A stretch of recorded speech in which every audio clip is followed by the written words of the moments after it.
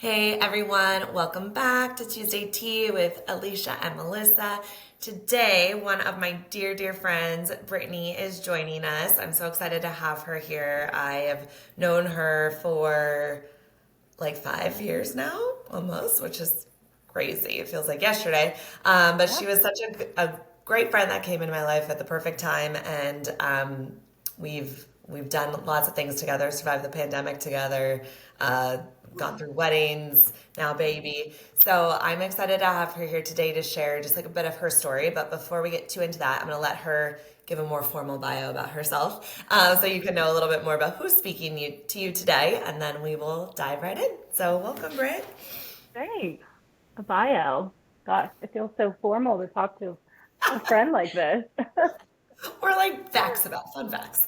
Yeah, no. Yeah, so as you mentioned, we met in Louisville, so that is where I live. I live here with my husband, Court, which is kind of how we met. And Hmm. then we have a 9-month-old. She'll be 9 months a few days. That's crazy. Colin. We have two dogs. They're insane. They're big. Big. Cashew and Goose. Um, let's see what else. I mean, we're a laid back family, but we're immersed in the Louisville culture. We love it here. My husband was born and raised here, so we'll probably be here to stay forever. I've got family here as well. My brother and nephews live here, and his wife, so it's a good place to be. I work from home. I work in fintech, so not super exciting, but it pays the bills, keeps the family insured. You know how it is. Yes, I yes. love to read. I love to be adventurous every now and then, but overall, I think, you know, pretty normal, low key life. But a really full one. You're fun. Yeah, it is. And Brittany doesn't care as much about this, but it is the opening day of football on the day that we are recording. So to all who So celebrate, excited. happy sports day, as Brittany would I will say. be at But the bar later with I'm my beer pumped for watching you. opening day. Yes, Absolutely. yes. Happy I opening taught I taught day. her many Yeah. things in the bar about quarterbacks and plays and all the things. So I she's will excited. say, personally, not a big deal to me, but we do own and operate a bar and grill, so it is a big season in our life. Yes, yes. Yeah. We got married after, football season. We took our honeymoon after the Super Bowl so that we Yep. could focus, life Yeah. on Well, I'm all sure with that. bars, So that's like a big, like that's like your busy season, right? it Because definitely it's is. everyone's Yes, at the it bar. Yeah. Yes. requires its own schedule, takes a life of its own, basically. And I think Yeah. certain cultures are like more into like football too. And I think like the Midwest and like I mean I don't know if Kentucky or Louisville is technically considered the Midwest, but I feel like that part of the country is like super into football. So Yeah. And your I guys' think we call it the basketball. gateway to the South is what Louisville is known for. But I love it. yeah, especially having U of L here, it's a Hmm. college town too. So there's the U of L football team, and then then totally. there's Kentucky football not too far down the road. So it's hyper competitive. We love it. We love it. Well, Yeah. we love football, but we are also here to talk more about you and the things A lot that of you can football share with talk for all of someone who us. doesn't care about football. She's like, I actually know a lot, thank you. But this month, what we're really doing is just inviting for unique, badass women on to the show to share a bit about a story or a time or a period in their life where there was maybe some struggles and hardships, but also what that looked like to go through it to get to the other side.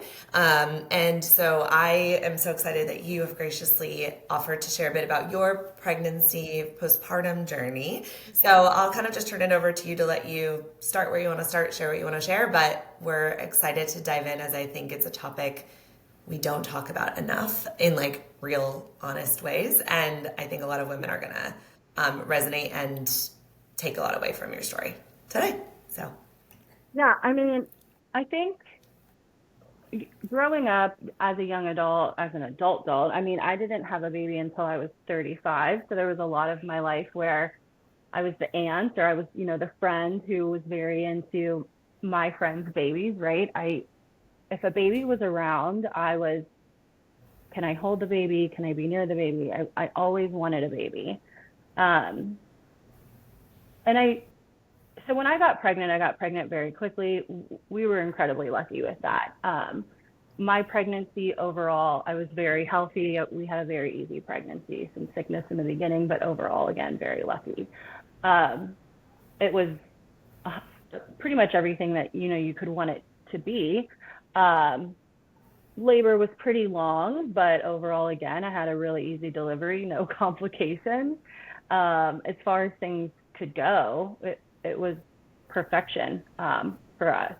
I had a beautiful baby girl. We did not know what we were going to have. She was a surprise, which, I don't think happens very often these days. So, yeah, it was very cool for Court to be the one to say, it's a girl. And um, I had midwives, so it was a very calm, cool experience. They were, um, very hands-on, but very calming, and it didn't feel too medical like. But don't get me wrong, it was very medical based. There was epidural, all that good stuff. But yeah, all of that was great.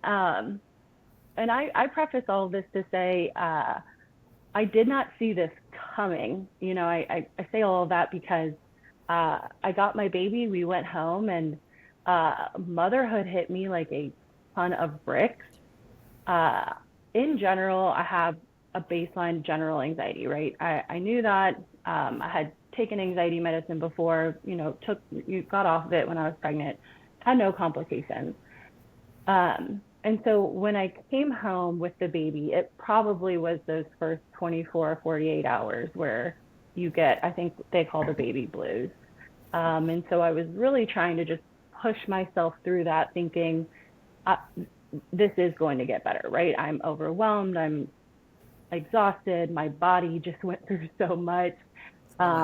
It's something you cannot explain unless you are experiencing it. That is just one of those life moments that you do not understand until you go through it yourself. Um, but the days kept going, and the, the feeling that I had kept getting worse. And I know enough about anxiety. I know enough about what I think motherhood should have felt like to know this is not normal. Um, Her cries would give me this like crazy adrenaline spike.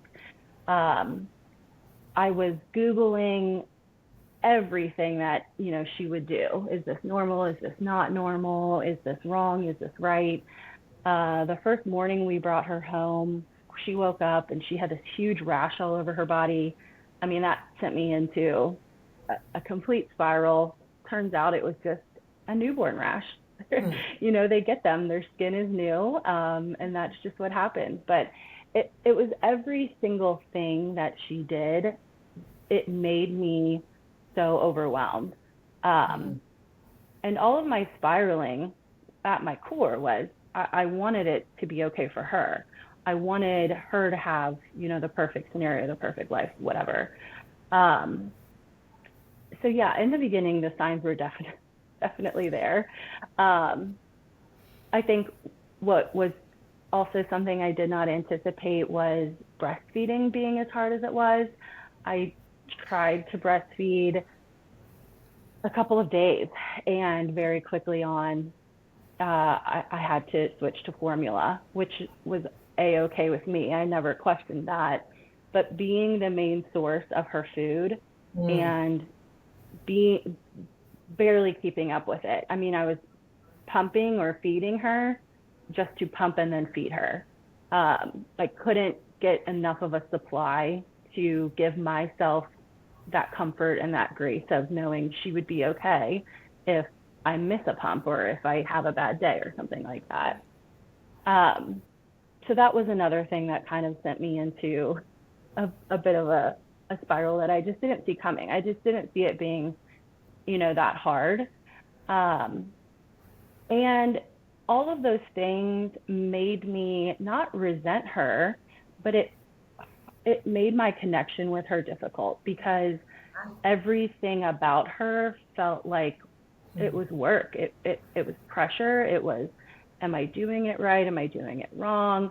Um, My husband, thank goodness, was, so hands-on in those early days.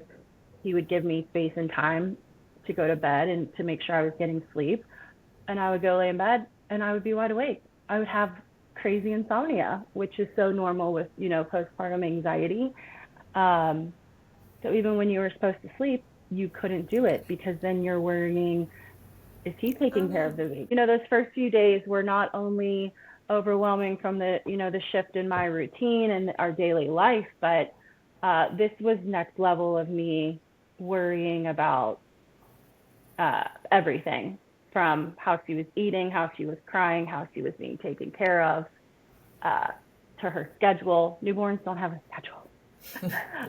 So everything overwhelmed me, which is not something that I had anticipated, happening. Yeah. Did you at the moment, like now looking back, I know that you can see like, Yeah. oh, that wasn't normal. Yeah. Like, and I say normal, like it wasn't a typical, like your brain obviously was hyper anxious. At the moment, did you feel like it was normal or because you had nothing to compare it to, or did you realize in the moment, like this doesn't feel right? Um, No, yeah. I knew it wasn't. I knew it didn't feel right. Okay. I have been around enough babies. I've been around enough new Hmm. moms. I've been around enough normal newborn scenarios Sure. to know that that wasn't accurate. I'm very lucky. I have a lot of friends and family who have had babies in the past that I was able to reach out to and talk to. I have a very close friend who also struggled with postpartum anxiety, and so comparing my situation to hers, it was similar. Yeah. So I knew that that was a different reaction. Um, and then also, I could just, it was severe enough that I could feel the people around me were not nervous for me, but were doing more for me than they usually do. Mm. My mother-in-law was very involved in coming over and helping. My mom was texting and checking in more than she did. I could see my mom and my cousin texting and checking in with each other about me. So it was the people in my life were doing more for me than usual, which to me in the moment was even enough for me to pick up on, like that was a sign that Yeah. it was all hands on deck kind of thing, which again I knew was a beyond the norm of people helping me because I had a newborn. Um, I mean, my husband owns a bar. He goes to work. He works late nights. He would leave and go to work in the evenings, and I would just sit on the couch and sob and have just the biggest pit in my stomach, fear and anxiety in my body because I, I did I what do you mean I have to be alone at home with this baby who I have to take care of her by myself? Like just the idea of doing that made me so nervous. What if I can't meet all of her needs? Sure. Right. Um, and it's not that I thought he could do it better than me. He just provided me like a certain amount of comfort in those times Yeah. where two heads were better than one. Mhm. Mhm. Yeah. Yeah. I mean, it is kind of wild to the idea of going from zero children and not having, like, you don't even have to take, like, you don't have to get a license. You're just like given a baby and you just I go know. home and they're like, Yeah. okay, this is yours. Like, keep it alive. And you're like, yeah. So, I mean, I feel that spiritually. And I remember like feeling like it wasn't right, my postpartum anxiety, and saying to my mom, like, I'm so anxious. And her being like, no, that's just like normal, like new Yeah. mom, you have two. And like, that's no shade to her. Like, I don't think she knew or she didn't have any No. ill intent there. But I think, um, yeah, like I think if more women talked about it, and that's I think one thing that was super cathartic for me was just to start sharing that I had anxiety and like talking. The more I talked, the more I found women that also had like very similar journeys. And I think if I had have known that ahead of time, I probably would have been like more like, no, there's something wrong. You know what I Mhm. mean? Mhm. Like I Mhm. didn't get help for that for till they were like 2 years old. Yeah, which is crazy. But I think I also didn't know I had anxiety previously for a long time. So like my Yeah. therapist was like, your baseline is so highly anxious, like you're functioning at this like high adrenaline that feels super normal to you, Yeah. but that's not normal. And so I was like, oh, Mm-hmm. okay. Mm-hmm. So anyway, we're good now, but I just think, yes, enough women don't talk about it. And then like women are just sort of historically like not always believed when they say things about themselves. And so I think having these conversations is super important, you know, just to like, I think it takes away the mystery or like the sort of taboo and just Mm-hmm. helps women feel like it's normalized to experience this. Like there's nothing wrong with you. It just happens. And it's important to talk about it and make you feel Yeah. heard and like you have support or like you're not crazy, you know, this is happening to you. Credit my doctors and my midwife's office to like catching it as fast as we did and helping me get on the correct medicine and the help that I needed really quickly. It was my, I think, 2 week postpartum checkup um, that, you absolutely have to go to, right? They don't, they're going to call and reschedule if you don't show up kind of thing. Right. Um, and at that appointment, you have to take that post, you have to take a Edinburgh. survey. Yeah. Mm-hmm. Mhm. Um, which did not exist back in the day. I've talked to my mom about it. She's never even Yeah. heard of anything Yeah. like that. Right. Um, I scored very high on it, which is not a good thing, right? You don't want to score high on tests like that. And so very quickly on, they recognized that there was something wrong and um, that I needed, definitely to, in this situation, uh, to just get help. And Mm-hmm. my help in that moment was getting on some anxiety medicine to just help me take the edge off and help embrace, the messy part of motherhood. Um, you know, drowned out the noise, so to speak, so that I could enjoy the baby, so that I could embrace the messiness of it and the lack of the schedule. And um, looking back, I have so much regret that I couldn't just calm myself down and enjoy those like messy parts a little bit more. I mean, the baby was like 4 days old, and I was worried about her sleep schedule. I was worried about things that just didn't matter at the time. I was worried about her napping. I was worried. I mean, just the craziest things that now I'm like, I don't think I would worry about the second go around. Yeah. But yeah, I that is my piece of advice to new moms for sure is if you can enjoy those early on days because you absolutely are going to look back and wish you hadn't focused so much on those like very minute details because nothing before 12 weeks matters. Nothing matters. They are a new baby by 3 months, so just embrace it if you can.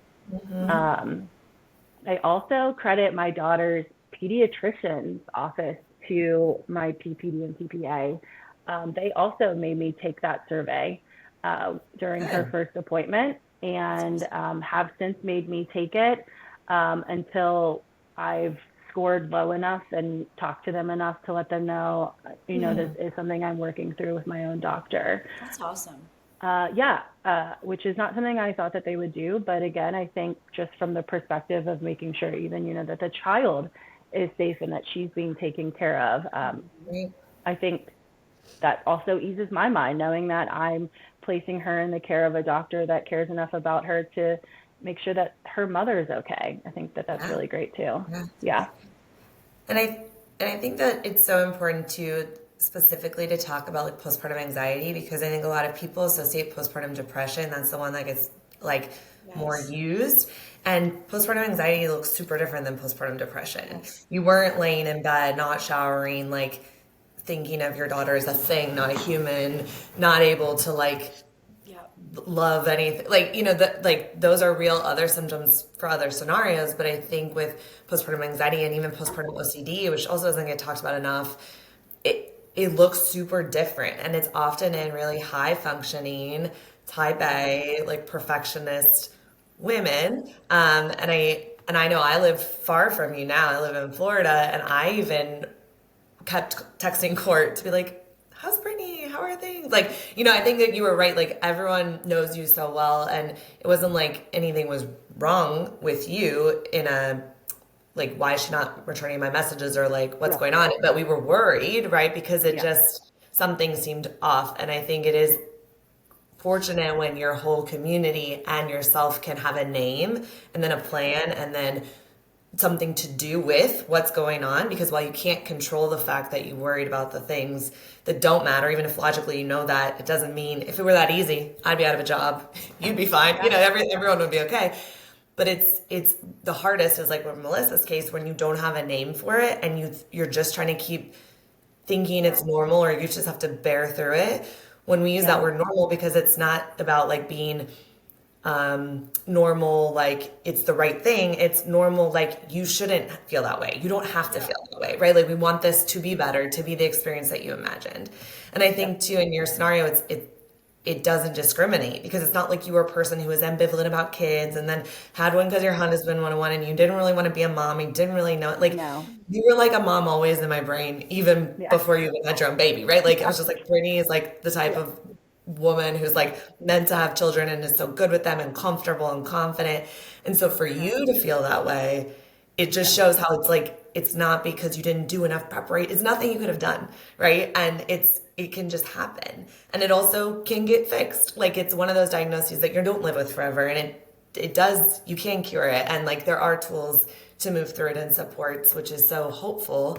But I think like the fact that you could own and take the support, and then even in the midst of it being really hard to do more hard work, do hard work to show up for yourself and for your family is huge, because that's not easy either, to say like, I do maybe need some help, or let me try out medication when we don't know how it will make me feel. And that's like its own journey in itself. And let me take hours out of my day to like talk to doctors or talk to friends or take this energy I don't have. And so just to like give you that credit too, like it's not, even if we have the information, you still have to go do it. And it's not like an easy road to address, but it is better than all the hard work Yeah. of living in it and it not being good either, right? Because that's a lot of energy too.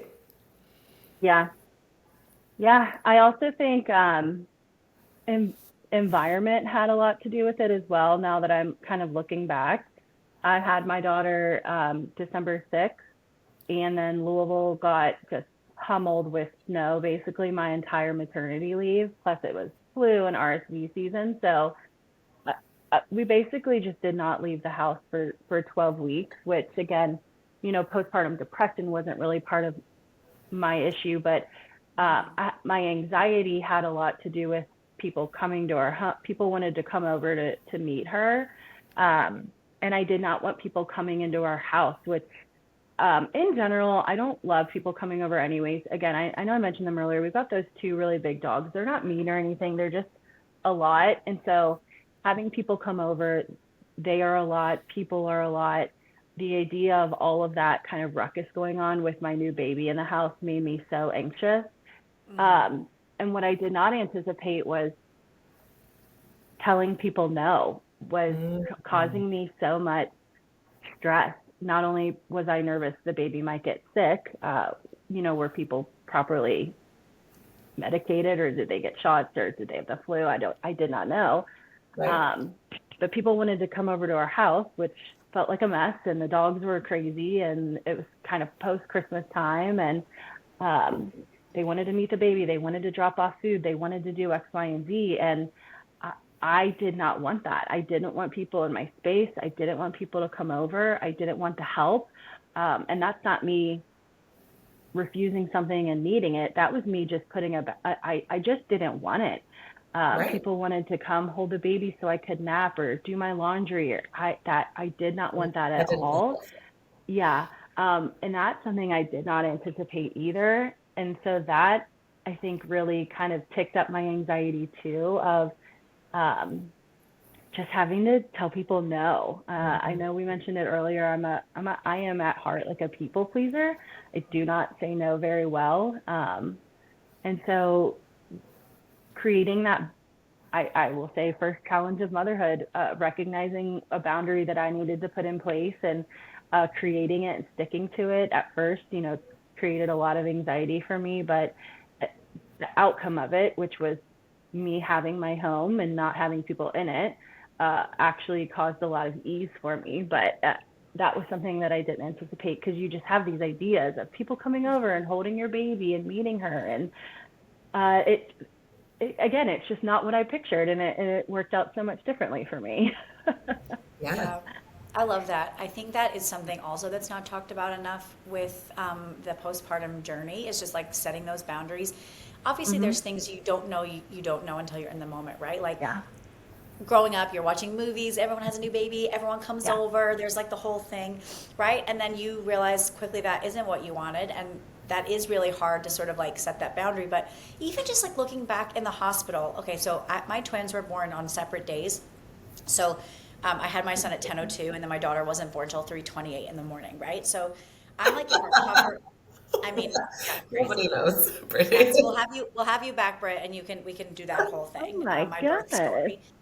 Just a Crazy, baby but chilling in there That's for your daughter hours. for you, though. That's a daughter for you. when it's so her, like she will do things when she's good and ready, and Yeah. you cannot rush. You cannot Yeah. rush her. And my son just does things without thinking, and is like Yeah. it's so their personalities. It's wild. But anyway, so I was in recovery for like the few hours after her, but like that was like now I've been awake for like 36 hours. You know, like it was crazy. Yeah. I finally like fell asleep, and you know when you have a baby, like they're coming in, they're checking, like they're looking at your vagina. I mean, it's like a mess, right? Anyway, you don't really sleep. And then my parents and like a friend were like ready to come in at 9 a.m. and like see the babies. And at the moment, like I was like still Delirious. probably high off the drugs. I was like in a euphoric state because like I had my babies. I also like had no sleep. So I didn't even think to be like, no, actually, like I want to just like, I have barely even held my children because like they were in, they got taken for an hour to like just do some tests because I had like a fever during delivery. Anyway, so all that to say, I think those things are really important to have and like think through before you have your kids, because in the moment everything's happening so fast, and sometimes there aren't those moments to like in the moment say no thank you. And I just wish I would have thought through, like I have a lot of those same like not regrets, but like things I would do differently if I were to do it again. That there's no shame in saying I don't want anyone here until noon at the earliest, because I want to have time to sleep, have time to shower, and have time to hold my children and create my own thing before anyone else comes in. And yeah, I just think I love that you shared that, because I think that doesn't happen enough, just like those conversations. And I think the more we have those conversations, it normalizes and sort of takes that stigma away of like, well, why wouldn't you want your grandparents there? And it's like, because I have literally barely held my own child. Like I don't want anyone there. Yeah. Like, or I don't have to have a reason. I just don't want it. Yeah. Yeah. And so all that to say, I mean, I had my baby, I had my maternity leave. I knew I was going to go back to work soon. And Steve and I did get into a rhythm, right? 12 weeks is a very long time in the grand scheme of things to be home with my baby. I was very lucky to be home with her, but I knew she was going to go to school or daycare. I knew I was going to go back to work. I was never meant to be a full-time stay-at-home mom. That's not my journey. But by the end of it, we were in a better place. But I think from the outside looking in, generally speaking, it did look like I had this baby. I brought her home, and we had the perfect life. Love weeks to hang out and get to know each other and do all the I things. had this You had your cutie. vacation, right, Brittany? It was your vacation. Exactly. The Did you dogs enjoy love maternity her. leave? Was it? Did you enjoy was your it time good? off? Did you rest? We healed. We healed, and she has red hair, and it's a perfect She scenario, does. and all the things. And so I was rocking her one night, and I thought I have to. It wasn't even about social media for me. It was about just like putting words down, because I knew I was going to look back one day and I was going to want to remember how I felt in that moment and how I felt moments leading up to that. And so I just started like writing how I felt in my like peak of anxiety and how bad it was and what I was doing and what sort of like ticks, not ticks, but like things that I found myself doing that were not my norm. Yeah. Things I found myself spiraling over that were not normal. Um, and my big piece of advice, all this caveat, my huge piece of advice to new mothers, put your cell phone down, because you will get inundated with social media blasts about 3 tips to get your newborn to sleep through the night and all this stuff, and you will feel inferior from the minute you come home. Do not listen to it. Don't read it. Don't look at it. Put it away. Um, Great anyways, advice. I wrote a bunch of stuff down, and then the next day I was reading it and I thought, I'm gonna put this on Facebook, because I think a lot of people looked at me and thought, oh, she was meant to be a mom. She's a mom and she's having a great time doing it. And that just simply wasn't the case. And I just thought, if anyone out there is feeling the way that I was feeling in those moments, uh, they shouldn't be alone in that feeling. And I wasn't alone in that feeling, because I was so open about it. When people asked how I was, I did not sugarcoat it. If people asked how I was very honest. I said, I love my baby. She is the greatest joy and blessing in my life. But personally, I'm struggling. I don't know how people do this multiple times. I don't know how people uh, continue to just procreate and create babies left and right, because I am underwater right now with this, and I did not expect it. And so I got a lot of love and feedback every time I was open about it. So I posted about it on social media, and then I got a lot of love and reciprocation, but I got a lot of other moms posting saying, thank you for doing this, because this is exactly how I felt. I didn't talk about it enough, or I didn't know, more moms felt like this. Alicia, you're right. We talk a lot about postpartum depression, but we don't talk about the anxiety piece of it all, and just kind of the spirals that we can find ourselves in. Yeah. So I think that was also very almost cathartic for me, to be able to just kind of put it out there and just say, this is hard. It's very, very hard. And if you're having a hard time with it too, that's okay, and that's normal. And you're definitely not alone in it. And I still talk about it. If I see a new mom, I hug her and I ask how she is. I don't ask about the baby first. That's a big thing for me now. I wish I could go back and hug all my new moms in my life and just give them like a really deep hug, because it's such a scary time and you just need like that contact. But yeah, I still talk about it very openly, because you're right, Melissa, we don't do it enough. And I think sometimes even people don't realize that they're holding all of that in those early days. And sometimes they just need someone to say it out loud, to be able to connect maybe those dots in their own mind. Yeah. Yeah. Yeah, give them that permission to feel those things. Because I think, Yeah.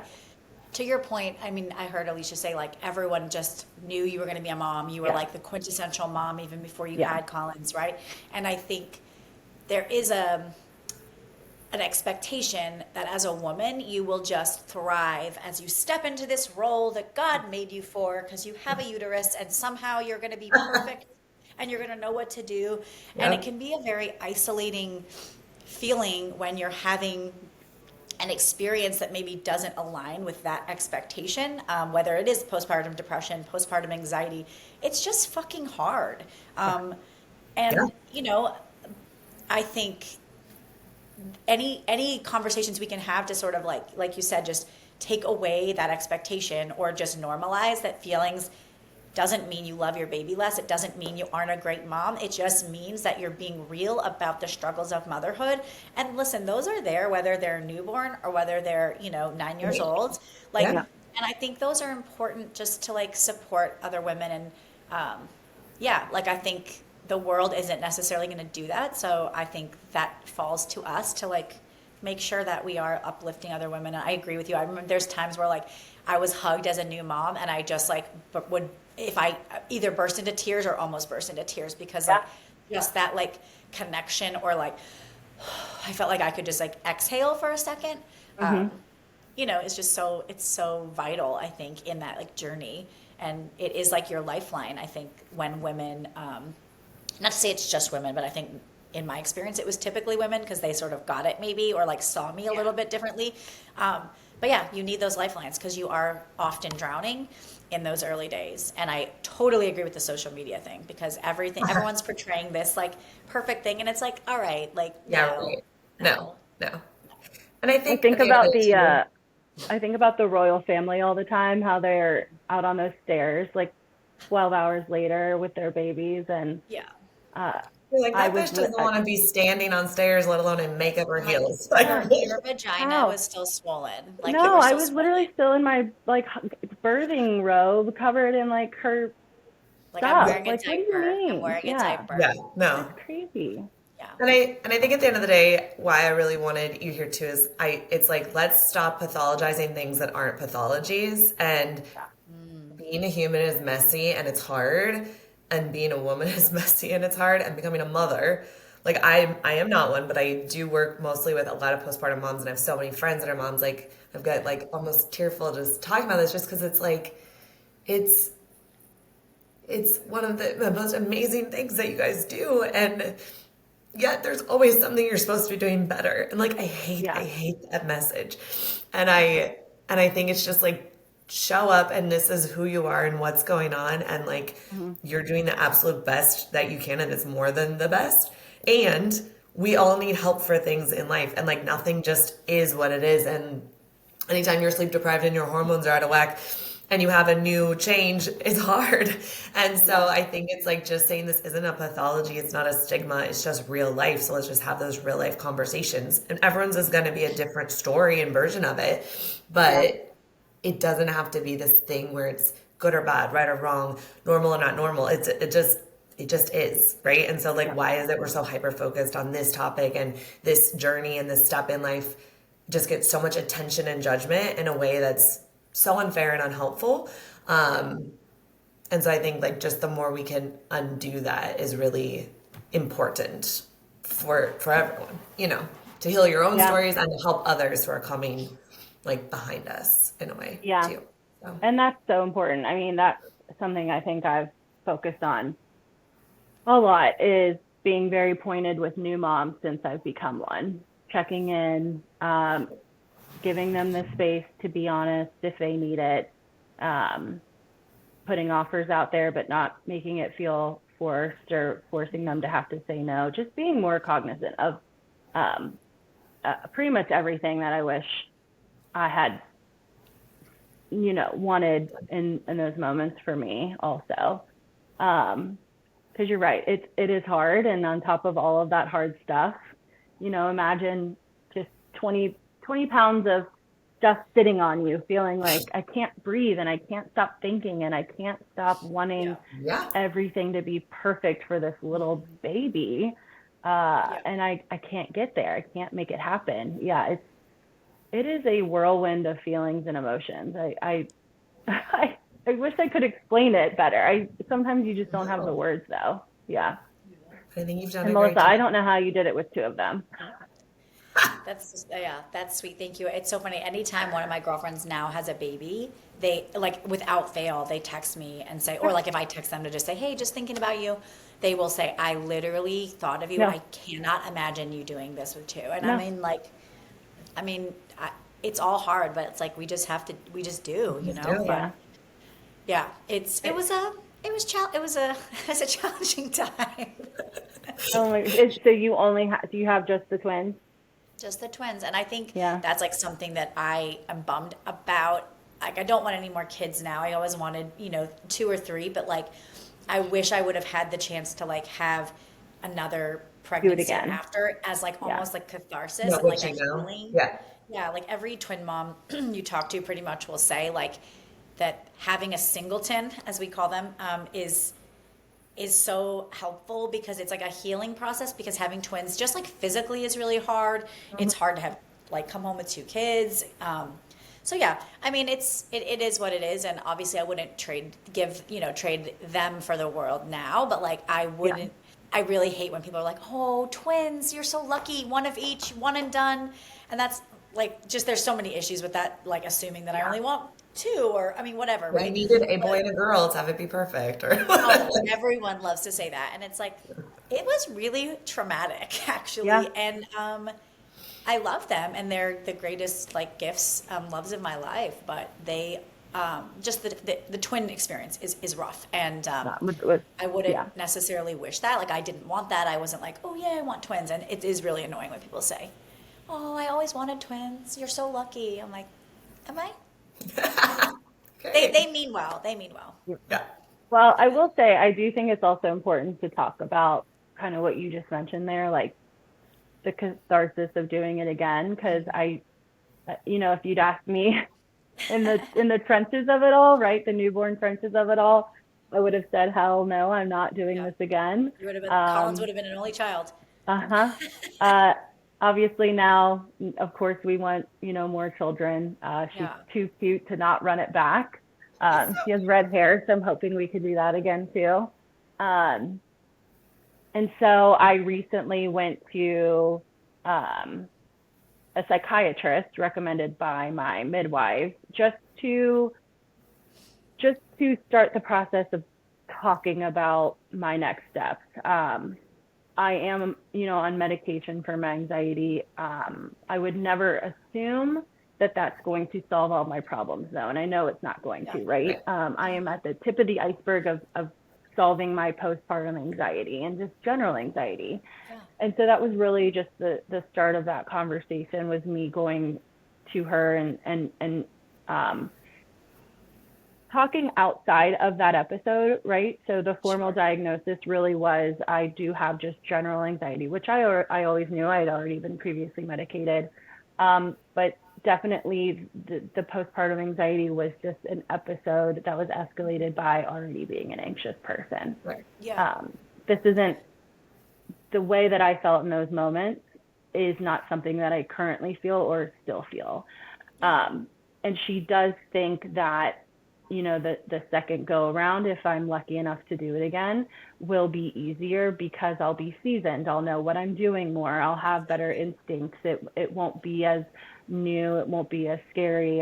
I probably will go straight to formula. I won't attempt the breastfeeding. So there are all of those things that, if you are a mother who had postpartum anxiety, that conversation gave me a little bit of hope to say, okay, like, don't go into it with that much. Don't try not to have that chip on your shoulder, right? Because I'm anxious about maybe being anxious, which, gosh, what a cycle to get stuck in. And I can't control it. If my hormones are going to do it, my hormones are going to do it, and I'll deal with it when it comes, and I'll know the signs, and I'll help myself. But so that was a helpful conversation, and then also just making sure I talked to someone, right? So I have reached out to a couple of therapists to try and just have those conversations and make sure that I'm staying on top of it.